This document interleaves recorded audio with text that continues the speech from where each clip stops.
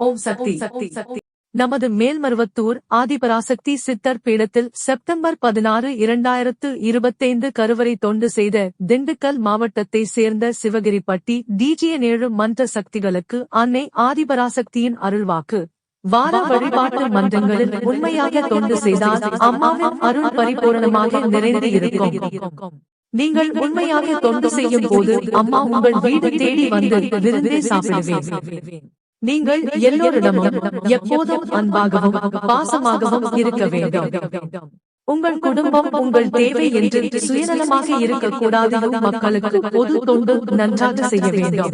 பிறர் பொருளுக்கு ஆசைப்படக்கூடாது. உங்கள் உழைப்பில் தான் வாழ வேண்டும்.